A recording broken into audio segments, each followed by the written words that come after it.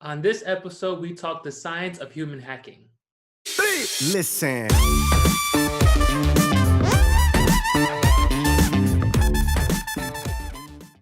Hey everyone, welcome to the next episode of Hack the Hustle. I'm Stephen Christen, and today is an awesome day because I have a special guest speaking on a topic that I'm really passionate about, and he is definitely an expert. He is the author of Social Engineering, the Science of Human Hacking. So Chris Hadnagy, can you please introduce yourself? Where do you come from, your background? How did you get involved with social engineering? Well, thank you, first of all, for the great introduction. It's nice to be here. My story is really, I wish it was more romantic, but it was, I worked in a company where we did something called penetration testing.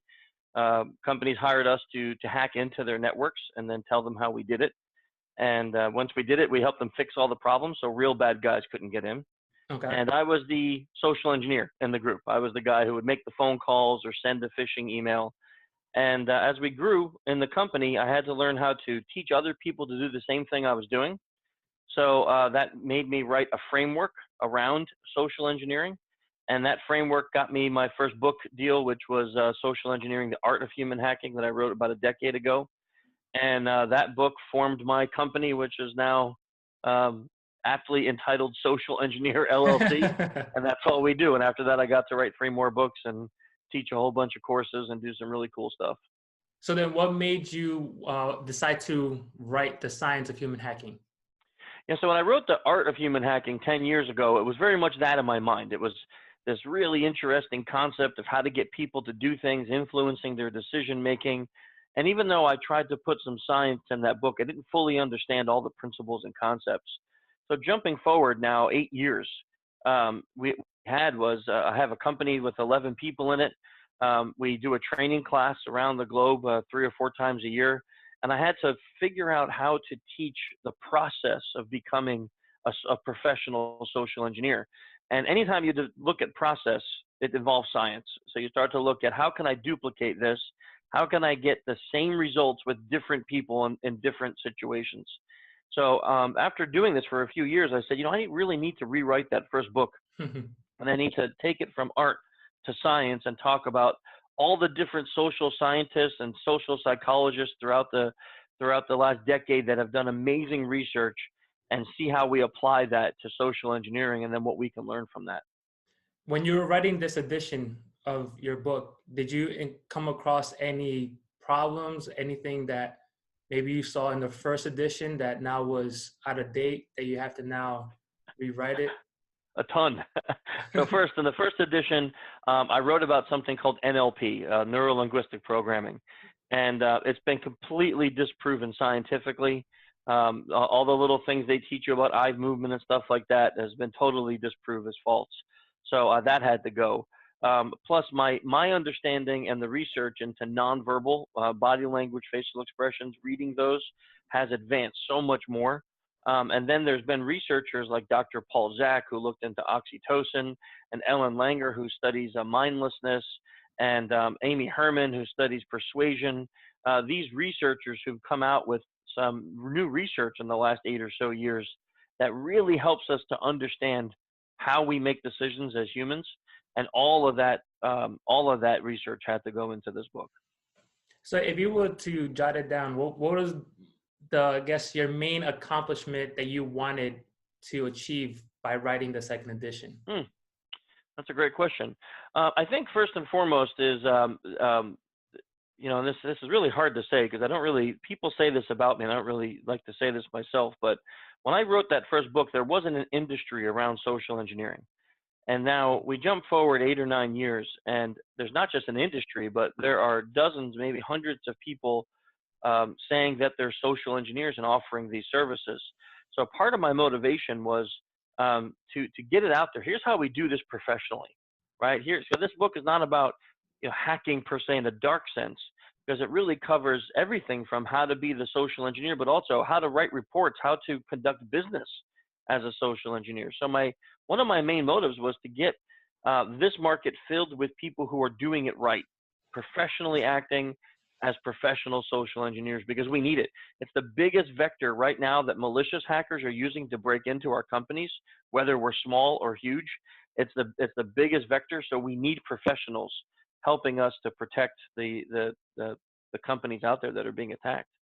I'm definitely glad that you brought that up. We're going to speak about that later on in the interview.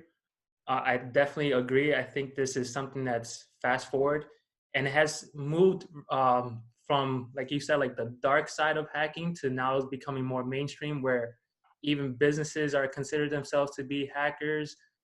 Life hacks. You see hacking all over the place that people are just trying to, call themselves a hacker, trying to, simplify a system. But those who are in the industry know that it takes a lot more. And your book is very thorough. It's definitely not a one-time read and put it in the shelf. I was going through some of the chapters, like, man, I have to read this chapter again, because not only does it apply for the security aspect, but we were talking before, businesses also can be considered a way of social engineering.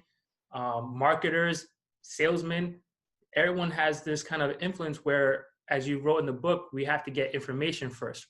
We need to know who our target audience and be able to deliver a message, communicate well with them in order to be able to achieve what we want out of that person.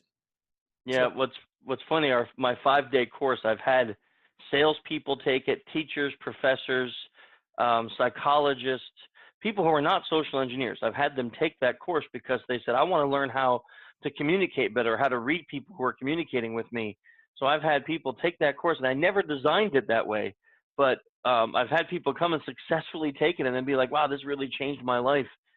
So that point you're making really fascinates me because it's not something I had ever foresaw, but it's definitely something that is useful oh yeah, for it's people with definitely. this topic. Yeah, when I was reading it, I'm telling you, I was taking notes how to apply for my sales techniques, my marketing campaigns, everything, because it's true. The the outline and the steps that you provide in your book, it really correlates a lot with what businesses have to do in order to approach their target audience. But on a side note, give us more about your background. How long have you been in the field? Well, I've been in tech, let's say in security for about 16 or 17 years now. When I started out, I was doing vulnerability scanning, so I was like a network guy. Did a lot of security that was very, I would say, novice, low end security, and then I got interested in that field, so I started doing vulnerability scans, which was nothing more than taking an application that I had access to and pointing it at a network and clicking, scan, and then printing out a report and giving that report to the client. Um, that is kind of what took me as far as an interest into saying, well, what's more about security that I can do, and that got me into taking a course from a company called Defensive Security. They teach a pen testing course, and it was during that course that I moved on to become their operations manager, and then that story took off where I wrote the framework and then started this company. Awesome. Going back into your book, did you encounter an aha moment, like that epiphany where you knew this is going to touch the masses, not only in the tech field? I know you mentioned earlier when you started doing your training that you started getting all these different types of professionals. But while writing the book, did you ever feel like this is going to really blow up?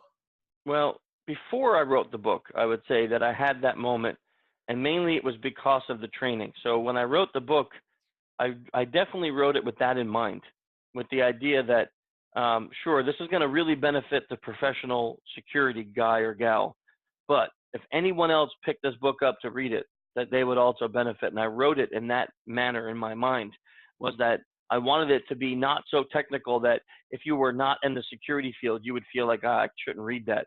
I wanted it to be something that could appeal to anyone to read it, and they can ignore the security parts, but then they can read the influence parts or the parts that might affect their sales job or something like that. I love the way you have the examples, like the real life examples with meeting at Starbucks or places where, VPs usually go, and then just having a simple conversation to start gathering information.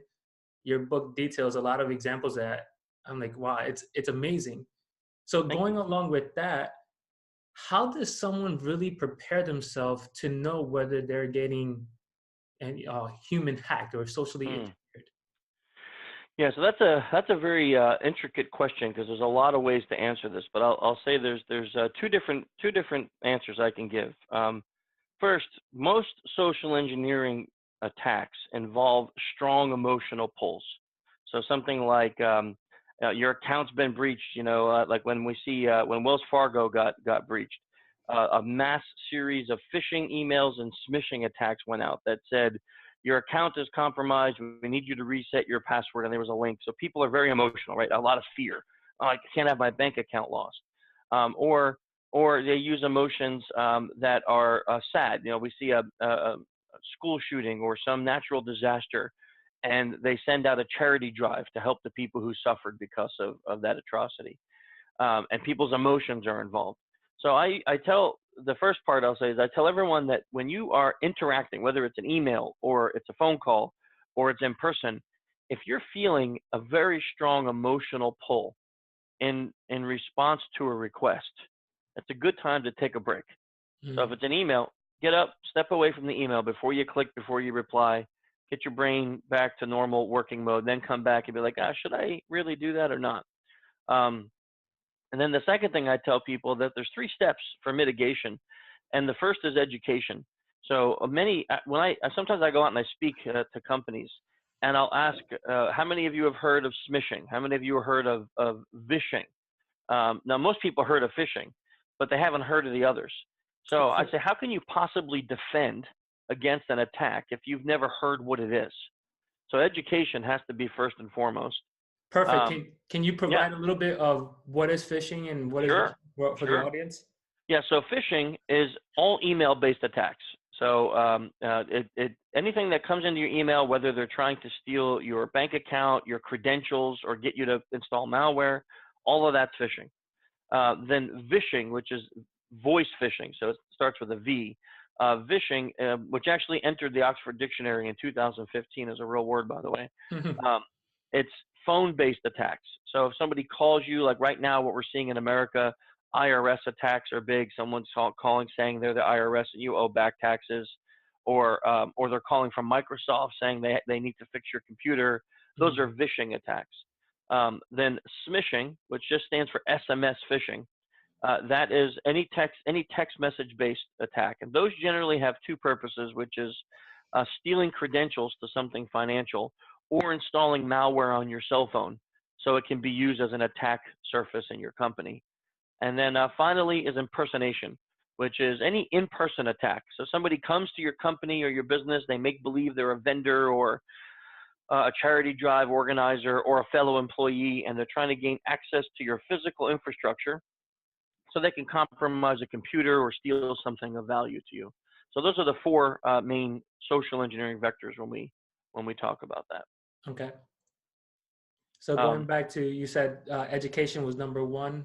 Education's number 1, and then realistic testing is number 2. And I use this analogy with people that I hope gets the point across. Is you couldn't expect to learn how to box or to fight a martial art if all you did was watch videos on YouTube, right? You'd have to go to a gym, and you would expect an instructor to put some gear on you and take you over to a heavy bag and show you how to punch it, show you how to protect yourself, show you how to take a punch, right? You'd expect that from your instructor. So you can't expect your people to understand how to protect from phishing if all you do is show them a video once a year, right? You need to fish them. You need to actually fish them, and not maliciously, not to embarrass them, not to shame them, which I'll talk about that in step 3. But you need to fish them. You need to vish them. They need to know what those attacks feel like. So when they happen in the real world, they're like, oh, yeah, I know what that is. That's a phishing attack. And now they can defend. And then thirdly is proper security awareness. See, too much security awareness today is boring and arduous. It's a video that's 20, 30, 60 minutes. No one likes it. It's a test that most people cheat on. Or it's shame-based, right? If you get it wrong, you're embarrassed in front of the company. Those things don't work. Positive reinforcement and active awareness training work miracles. So those 3 steps, it's education, realistic testing, and good security awareness. If you do those 3 things, you will not be the low-hanging fruit, and you could be protected from SE attacks. Okay, so speaking about providing those three steps, most companies, especially small to medium-sized businesses, they feel like this is something that is more targeted to larger companies, Hmm. right? And then, or right, the budget for their business doesn't fit having something like yearly education or providing those phishing attacks. So they just don't see the importance of it in their business. So how do they get around that and stop making that mistake, thinking that it is only for the Yeah. large companies, but they need to also implement some kind of strategy to also protect them? Yeah, so that's a really good question because the fact of the matter is that there's partial truth but not full, right? In the sense that hacker groups definitely want to go after where the big bucks are. So they're going to go after the Fortune 500s, the Fortune 100s. You know, they're going to go after those companies. But if we look at a very infamous breach like Target, Target was breached through the air conditioning vendor. And that Yes. was a very small company in comparison to Target. And they literally sent someone to go get a job at that vendor. The group that hacked them, and that person had a job, and then they accessed the bill accounting payment server, which had a tie directly to Target, and they breached the POS system that way. So as a small company, we can't say, well, no one cares about me. I'm only 11 people. You know, it's not that big of a deal. That's not true because the clients that you deal with, that I deal with, are what the hackers may want to gain access to, and I'm maybe a weaker target than the big company. So how do we protect ourselves? Well, I agree. The budgets that the big companies put into security awareness training aren't needed by smaller companies, right? So let's think about this. My company, 11 people. You can't make believe you're my IT guy. I know our IT guy, right? So you Yes. can't come into my office and say, "Hey, I'm here. I'm the IT guy." Be like, "Nah, I know who you are. You're out." You know, you're not gonna do that. So the attack surface is much smaller.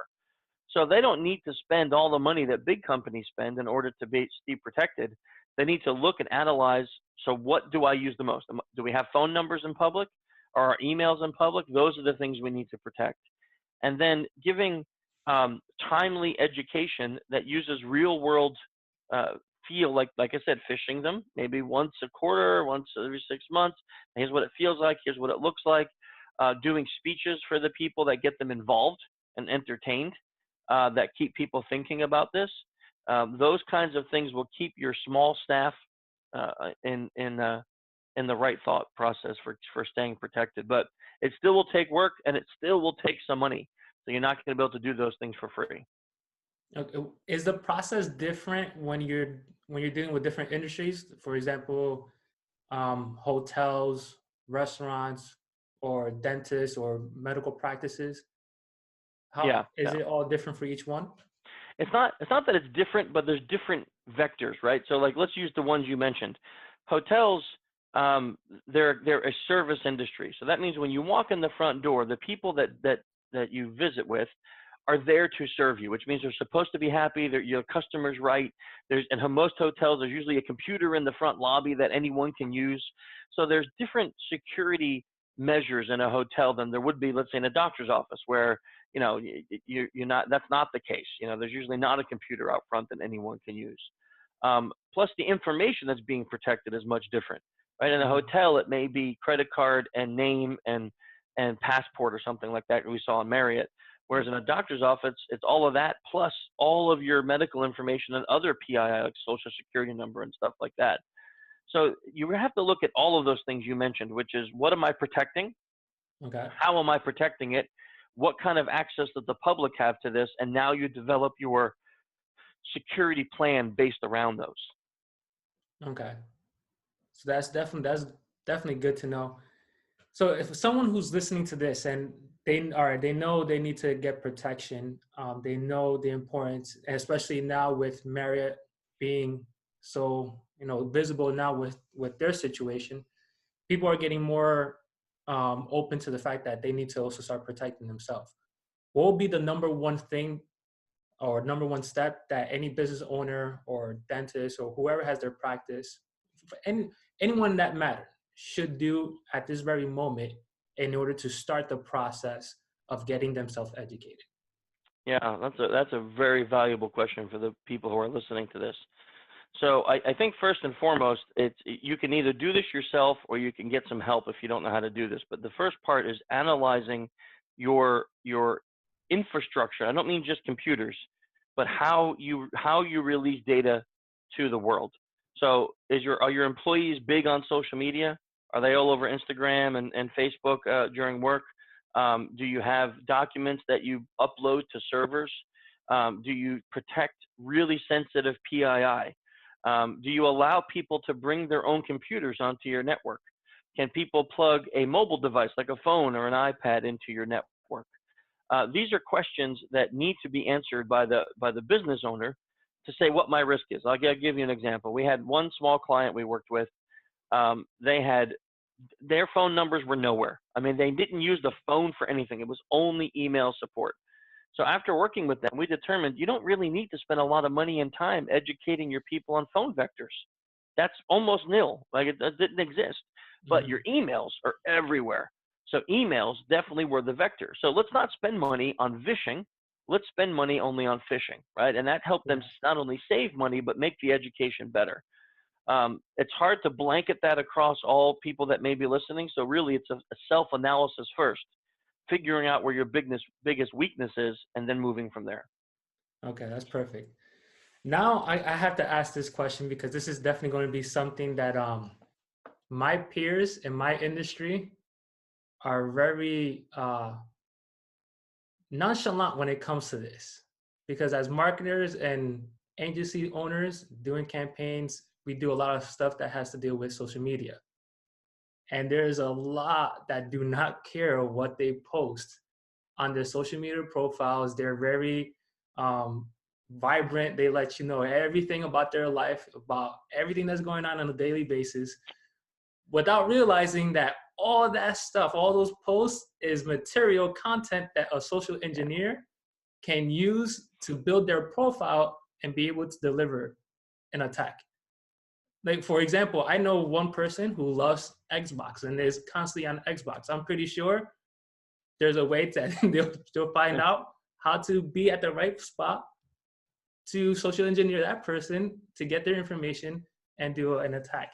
So my question is, what would you tell someone that's so involved in social media to have a broader mind to really protect what you do on those platforms? Yeah. So I'm not anti-social media, but here's a couple facts. In the fourth quarter, social media-based phishing emails have gone up 500%. Wow. So yeah, 500% in this country alone. What that means is that the attackers are doing what you said. They're going to the social media, they're profiling the person, and they're figuring out the best attack to them. So let's take the top three, right? So LinkedIn. LinkedIn tells me your resume. It tells me where you've worked, what job history you have, what academic clubs you were a part of, where you went to university, what your education is, right? Facebook tells me your family, your friends, your favorite music, your favorite restaurant, where you went on vacation last year, all of those details. And Twitter tells me what you're doing right now, right? In 280 characters or less, it tells me what sandwich you're eating, where you're traveling, what traffic jam you're sitting in, what concert you're at. It tells me all of that. So with those three social media profiles, I can profile a person.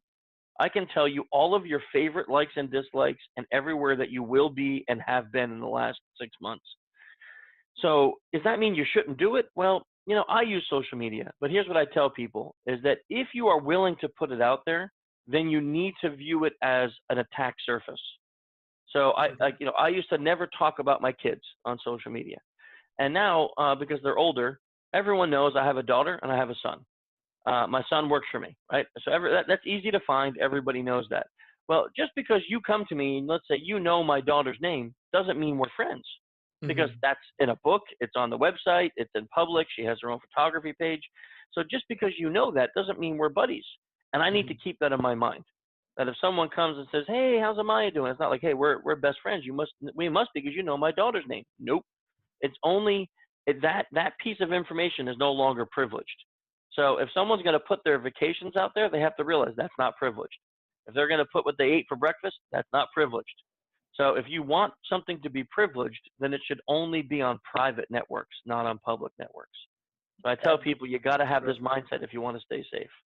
That's awesome. So key is to be cognizant and realize that whatever you put in, you have to be aware. If someone approaches you, starts talking to you about it, you have to already know and be aware I posted it somewhere that is not someone that really, Yep. that's awesome. That's good to know. The other thing now, going back to my same target audience, the social media, is there really a way that you can really remove yourself from the um, digital era that we're in, like really go blank and protect your data? Because what I'm trying to get at is you find your name, you can Google your name, and then it provides your address, it provides your phone number, it gives you a lot of detail and then you don't realize where is all this coming from? Where is all my data? I didn't subscribe for this. I didn't. So how can you, one, remove that, protect your information from companies that do that?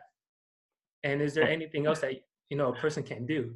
Yeah, well, the answer may be more time than we have. So first, to give you a blanket answer to is it possible? It is, but it is a full-time job to do so.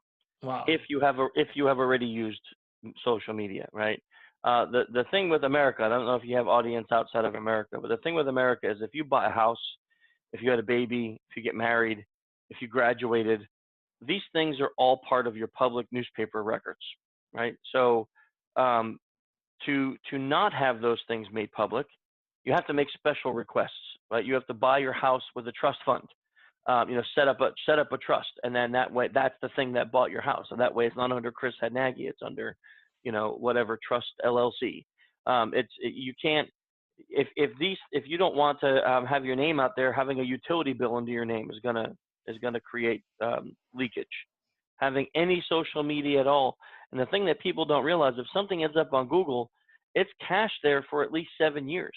Wow. So the way to get rid of stuff is you have to do disinformation campaigns. But disinformation campaigns are as much work as running a real life campaign. Wow. So you have to decide, like, how important is it to you to do those things.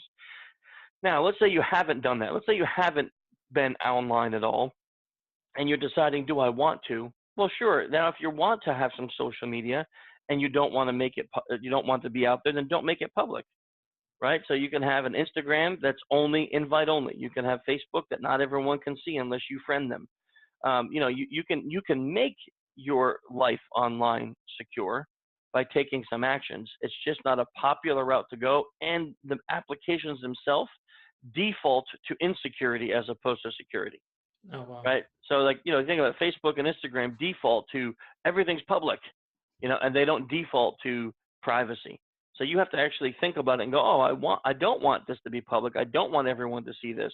I want to have to approve everyone who can friend me. Those things are not the common way to go, and it takes some extra effort to do it. Okay. So lastly, before we get into some of the questions that I have from my peers, what are you most proud of after finishing writing Social Engineering, the Science of Human Hacking? What are you proud of from that? I would say that book, what makes me the most proud about that book is that I took the last 8 years from my first book of experience and experiences, right? So all the things that I've done and all the things that I've learned, and I was able to compile that into 350 pages or whatever it is of what I feel to be really solidly written education for anyone who wants to read it. And it's like a life goal for me. I took something that I did for the last 8 years, and I was able to now put it on paper and say, here, hopefully the next generation can learn from this. So I'm really proud of that work. I'm really proud that it came out as good as it did. I just got done reading it for the audiobook. So I just got done doing that. So I read it myself, and it should be hopefully coming out very shortly as an audiobook too. Awesome. Yeah. I'll be purchasing that. Are there any plans for any newer editions? I'm not sure. Not right now, but you never know what happens in the future. What I told myself after my third one, I wasn't going to write another book, and then this just happened. So I'm like, okay, so I'm not going to say never anymore. It may happen again. Who knows? We'll see what new things come up in the next couple of years. Okay. So I'm get down to the questions, okay? Okay. So question number one. For those of us running our businesses from home, what is the best way to protect our computers and websites? And ultimately, the confidentiality, private data we have collected from our clients. Antivirus software, SSL certificates are a start. What else should we do? Yeah. Okay. So a couple key things on that question. First, make sure that your home networks, your wireless networks at home, are secure. And if you bought your router, make sure you change your default username and password on the router. Okay. So most routers come with like admin or admin password or something silly like that.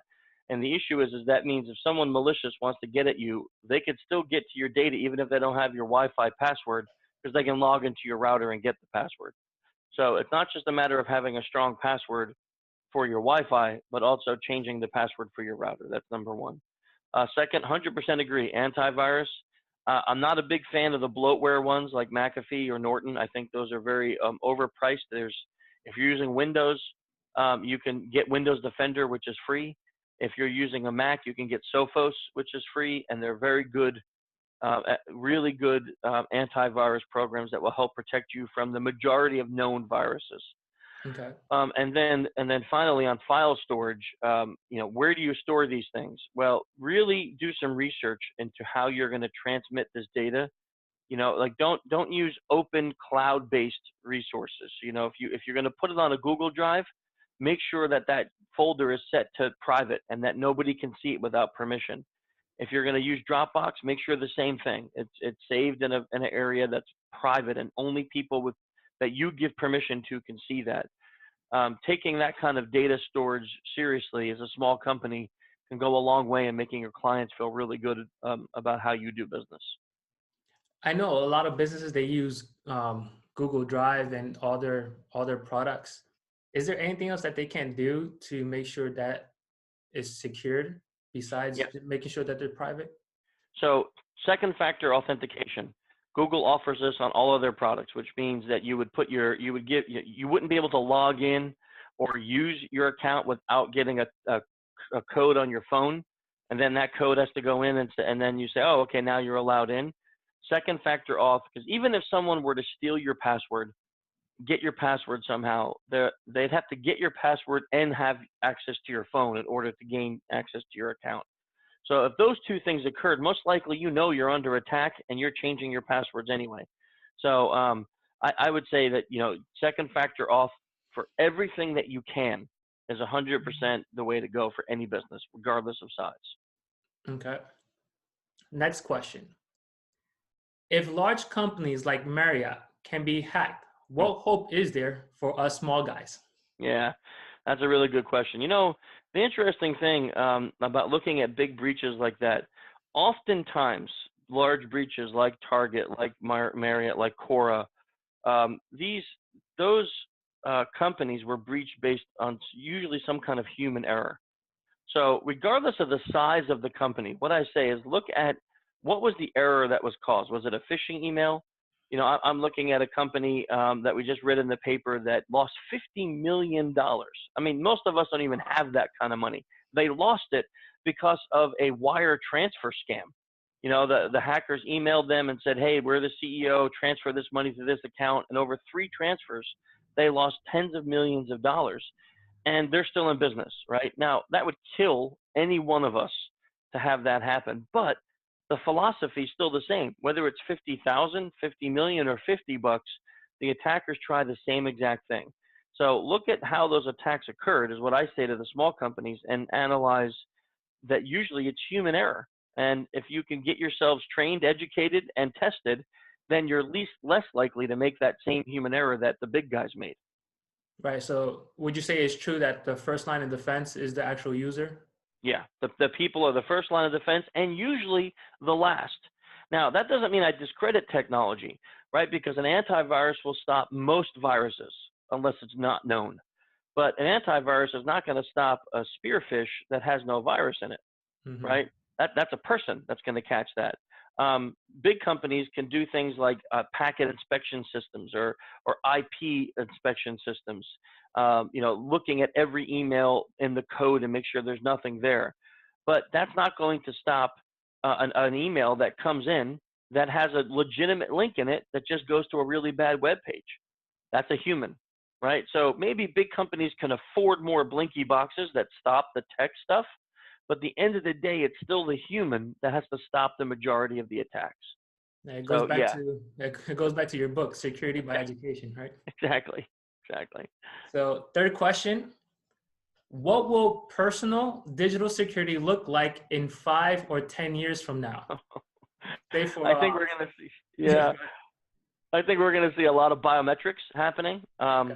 which is gonna tie technology much more into us as people, right? Whether it's eye scanners or fingerprint scanners, I think we're seeing that. I mean, mobile's already gone that route, where almost every mobile device has a biometric scanner on it to gain access. You can now purchase things on your phone just from scanning your fingerprint. You can Wow. log into accounts from scanning your fingerprint. I think we're going to see that going a lot more, especially as second factor auth becomes less reliable. They're gonna use that methodology to bypass that. But I think we're going to see the rise of human-based attacks becoming more and more prevalent because hardware and software-based attacks they're almost gone. I mean, software companies have been hardening their perimeter. Hardware companies have been making their devices better.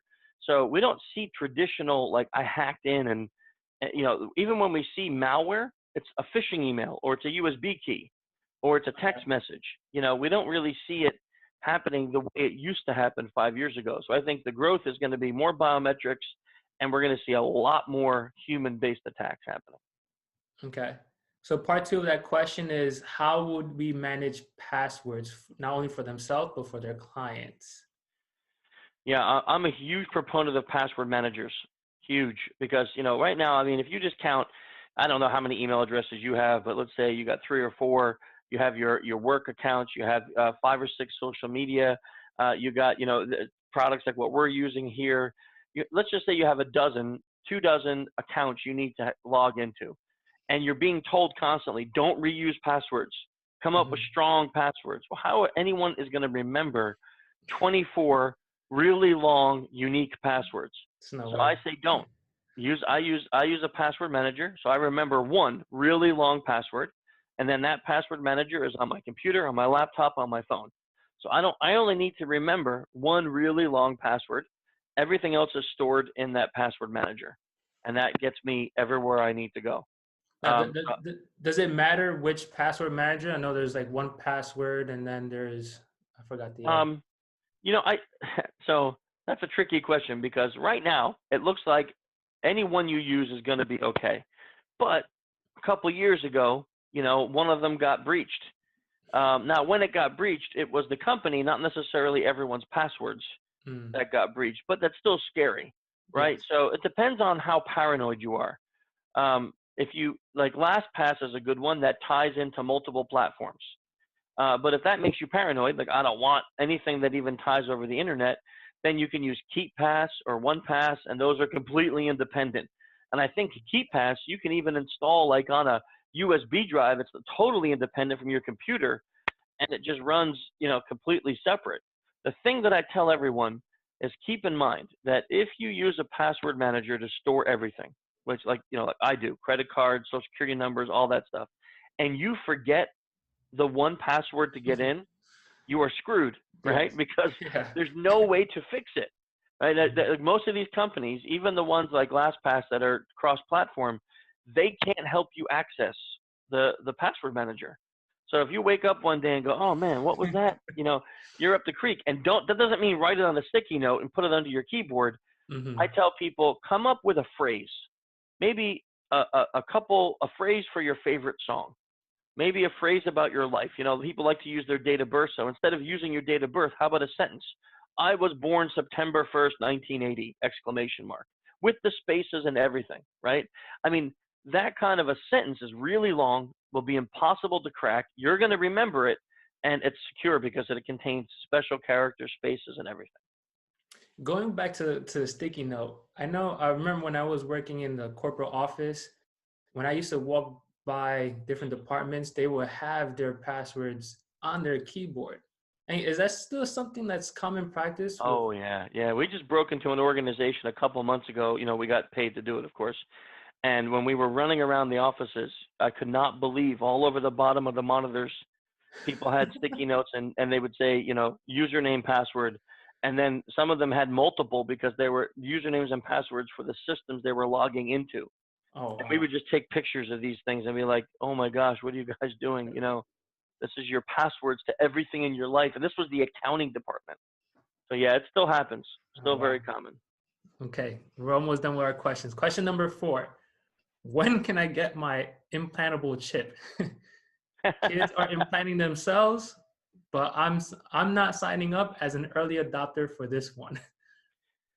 So I actually have a friend that does biohacking. Her name is Nina, and she injects chips in people that are little RFID chips. And you can put like your house key, your door in there. You can put your business card. So you walk up to someone and they tap your hand with their phone and they have your business card. There's a lot of people doing this. I am like that guy. Whoever asked that question, I'm not doing it. I'm not having myself chipped. I definitely don't want any part of that. So I think though that we are going to see more and more of this. I think we're going to start seeing technological advances to the human infrastructure, and some of those may look really attractive, but I'm with that person. You should not be an early adopter. Let all the bugs get worked out before you get technology put in your body. That's what I was about to say. Isn't there hardware out there that you can just walk by and then just grab the data? Like I know they do that for credit cards.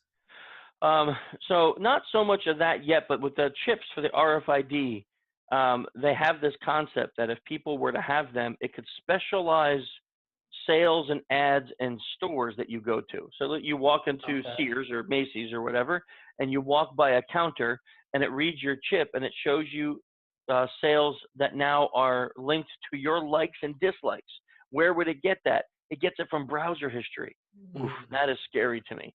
So right now, we just found out our phones are basically, everyone knew this, but it's tracking everywhere you go.